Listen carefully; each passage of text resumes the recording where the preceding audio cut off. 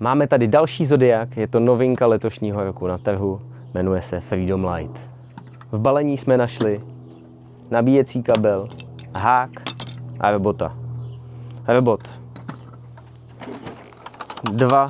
Dvě řady rotačních kartáčů,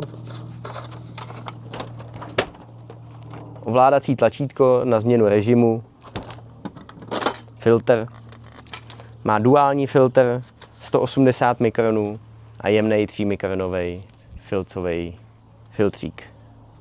Ten vždycky doporučujeme používat až na čistý bazén. Vždycky první čištění pustit robota jenom s tím hrubým filtrem, aby vyčistil ty větší nečistoty. Pak až ho vyčistit a znova pustit i s tím jemným filtrem na dočištění. Jo. Ten filcový jemný filtr, když byste ho pustili rovnou, tak se vám strašně rychle zanese. Nemá ten robot potom takový výkon a může vám rychleji odejít. Ovládání jedním tlačítkem, dlouhým stiskem zapnu, zvolím si režim, máme tady celkem 4, má i, jako jsme říkali u RF 5600 IQ, má pouze hladinovou linku, to předchozí modely neměly. Jo? My si zvolíme dno, stěny a hladinová linka a jdeme ho hodit do bazénu.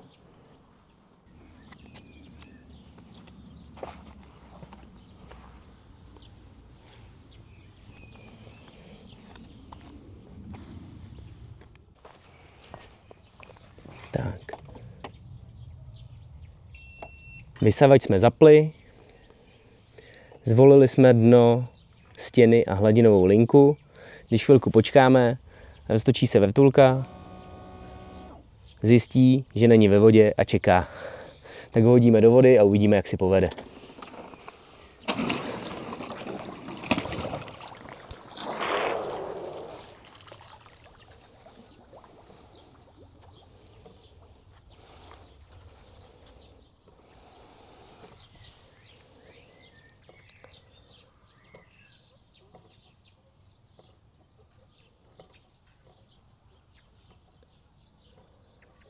Už zjistil, že je ve vodě a začíná něco dělat.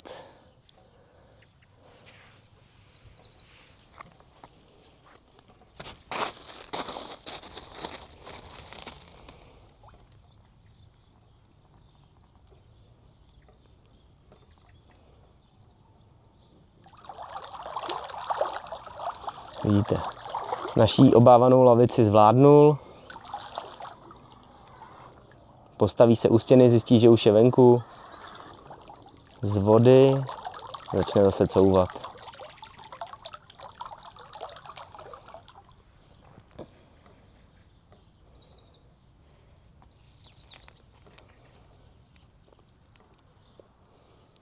Uvidíme, jak pojede teď, jestli to bude systematický esíčko, nebo bude jezdit náhodně.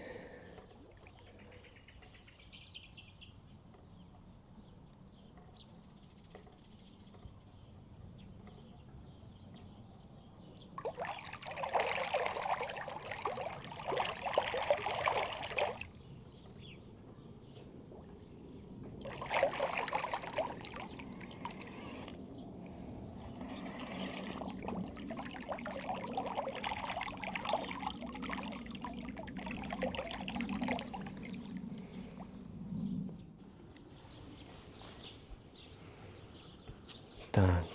Tento model má specifický systém jízdy. Dali jsme mu režim dno, stěny a hladinová linka a vysavač, když tady překonal tu naší zrádnou lavici, tak začal čistit pouze stěny. Nečistí dno, jo, vždycky si takhle couvne, o kousek se poposune a jede zase čistit stěnu. Takže čistí systematicky, jo. Teďko stěny a hladinovou linku, na konec cyklu by měl vyčistit celé dno. Uvidíme, jestli to bude taky systematická činnost. Ale vzhledem k tomu, jak hezky jede, tak si myslím, že jo, že pojede klasický esíčko systematicky tam a zpátky.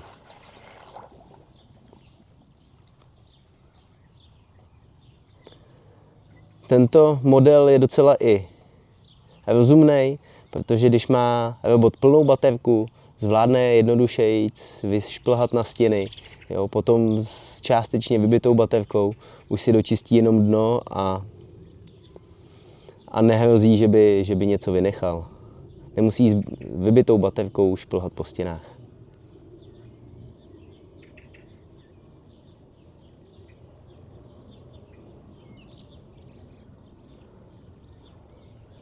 Jak už jsem říkal předtím, má v režimech i pouze hladinovou linku, takže ho zkusíme za chvilku vytáhnout a pustit ho jenom na tu hladinu.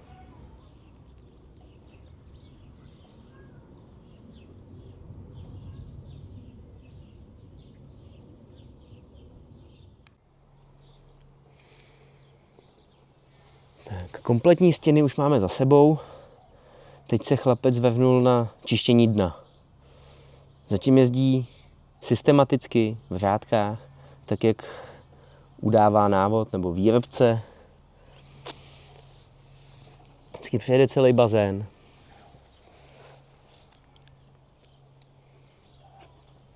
Na konci se narazí do stěny, otočí se, popojede a čistí další řádek.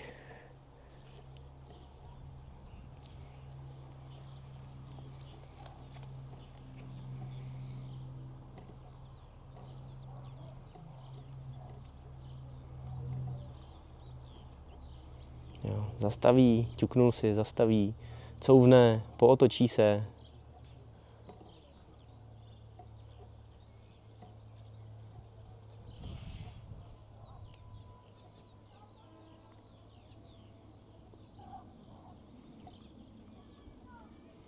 Tak, popojil si, couvne si zpátky.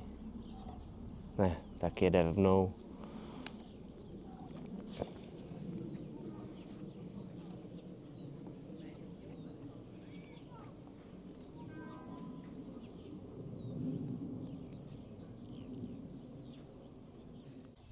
Zvolili jsme režim pouze hladinová linka a hodili jsme Freedom Light zpátky do bazénu.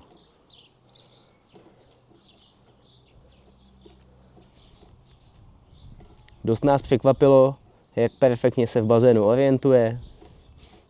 I v rohu si poradí, nejede si úplně do rohu, otočí se,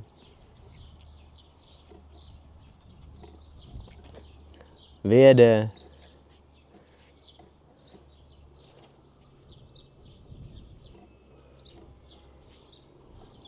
a čistí hladinu. Postupně se posouvá po hladinové lince, klouže vždycky směrem doprava.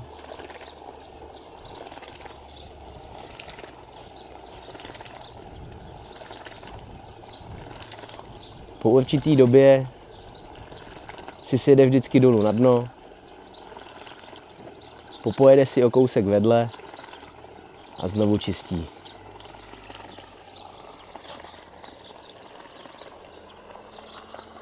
Jo, teď sice narazil na skimmer, ale čistí dál. Za chvilku to vzdá a pojede dolů.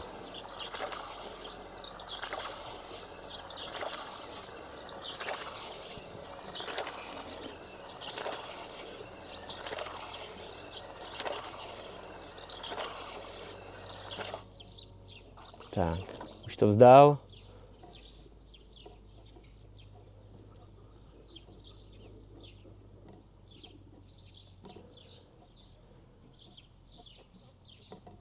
Sjede dolů, kousek se povotočí.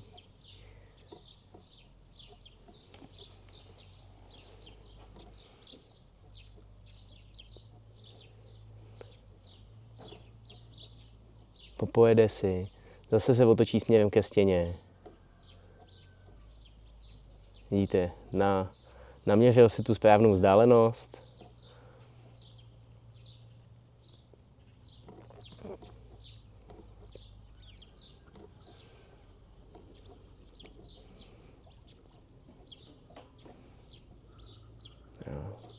Vyjede si, a znova bude čistit, aby co nejméně toho vynechal.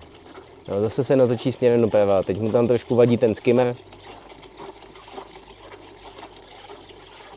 ale postupně se posouvá, až se mu úplně vyhne.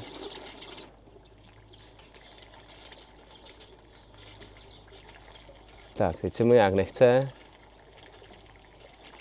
A už. Nevzdává se a jede.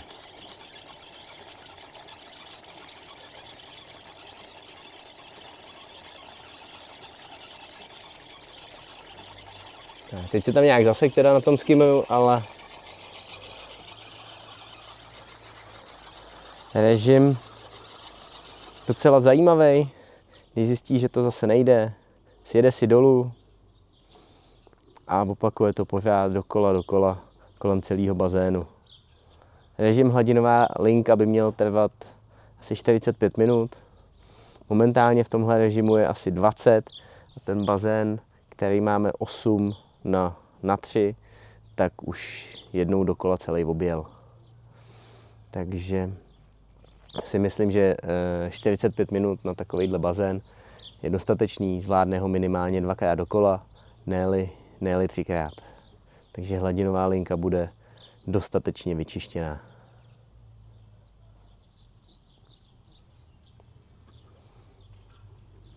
Jediná nevýhoda u tohohle vysavače, nebo obecně u vysavačů, když čistí tu hladinovou linku, nikdy se nedostanou úplně až do rohu. Jo, tam maximálně čistí tím, že se tam otírá ten pás, ale kartáč, který je vlastně nějakých 5 cm od hrany toho vysavače, nikdy se nedostane až do rohu toho bazénu, takže je možný, že občas budete muset roh toho bazénu dočistit nějak manuálně. Jo. Vidíte, že já dojdu blíž, že vysavač je až na hraně, ale kartáče čistí zhruba nějakých 5 cm od hrany toho bazénu. Jo.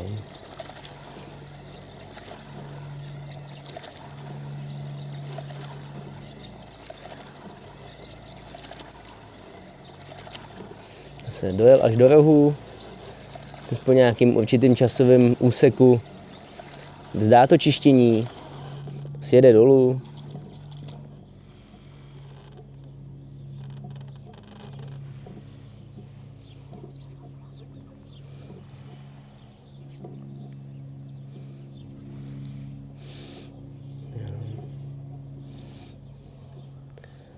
Otočí se, zjistí, že je u stěny, tím, že narazí do stěny, má v sobě určitý senzory, který tím ťukancem do stěny, ty ťukance do stěny mu napoví, že už je na konci, jo, nastaví se do toho rohu a pojede dál v té hladinové lince. Vidíte.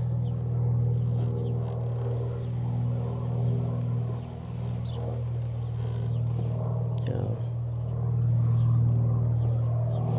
Vyjede si.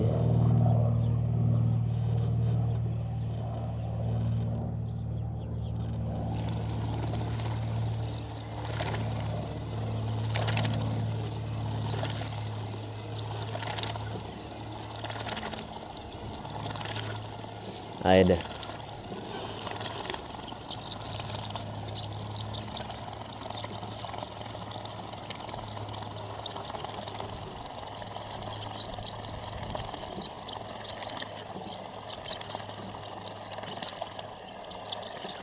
Krásně klouže po té hladinové lince.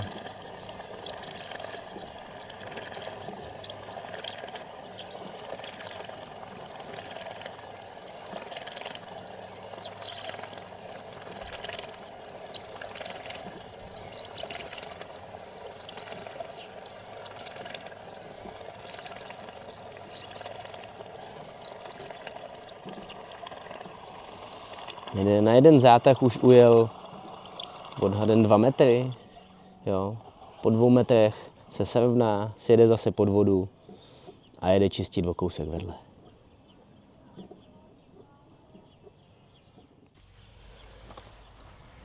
Když vysavači skončí cyklus, vzhledem k tomu, že nemá žádnou nadstandardní výbavu, je potřeba si pevněji šáhnout. Pokud to nestihnete v chodu a nezastihnete ho někde u hladiny, kde si ho vytáhnete, tomu zase hák, který je přibalený u robota, vytáhnu ho z vody, počkám, až vyteče voda.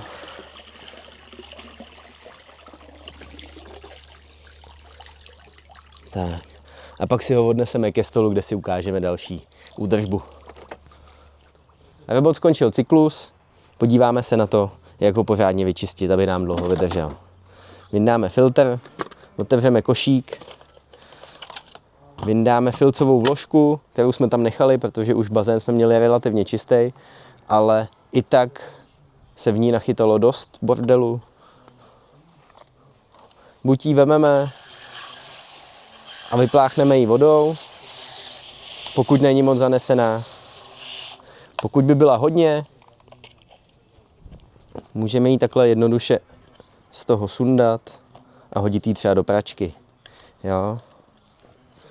Tenhle ten filtr má životnost nějakých 20 až 30 čištění, proto vždycky doporučujeme zákazníkovi na běžný úklid používat pouze ten hrubý filtr a ten jemný pouze na dočištění třeba jednou za měsíc. Jo, protože, jak říkáme, životnost je to spotřební zboží, životnost to má asi 20 až 30 cyklů. Jo. Pak vezmeme ten hrubý filtr, ten taky vypláchneme, v tom tam taky zůstalo spoustu nečistot.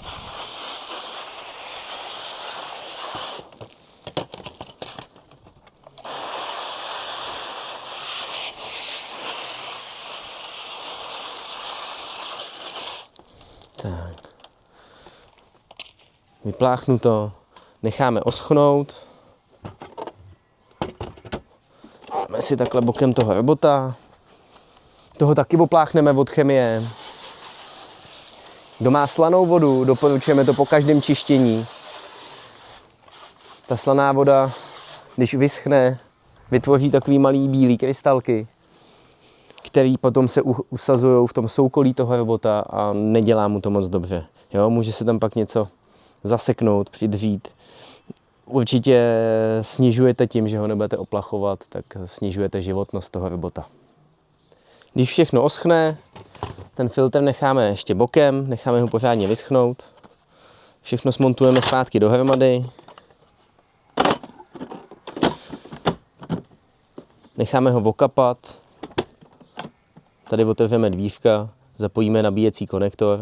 Určitě by ten konektor, než zapojíte kabel, měl být 100% suchý, aby tam nedošlo k nějakému zkratu. Jo, sice říkají, že jako vodotěsnej, vlhkost mu nevadí, ale jistota je jistota. Nic s tím určitě neskazíte.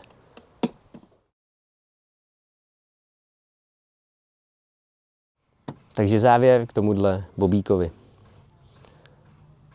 Duální filtr, skvělá věc, ale jak říkáme, doporučujeme používat ten jemný 3 mikronový pouze na dočištění bazénu. Na běžné čištění stačí bohatě ten 180 mikronů. Tenhle robot je přímou konkurencí čínských iPerů, Vibotů a podobně, jo, proto je tam i takhle nízká cena. Nemá teda výbavu jako vyšší modely, jako třeba RF5600 IQ, ale poměr cena výkon je opravdu skvělá. Za necelých 20 000 máte evropskou značku s dostupným servisem.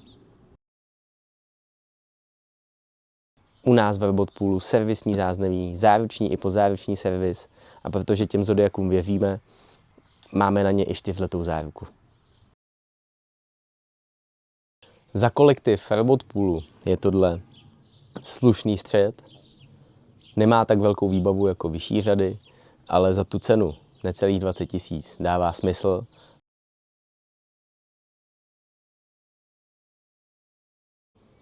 Tak ahoj a těšíme se u dalšího videa.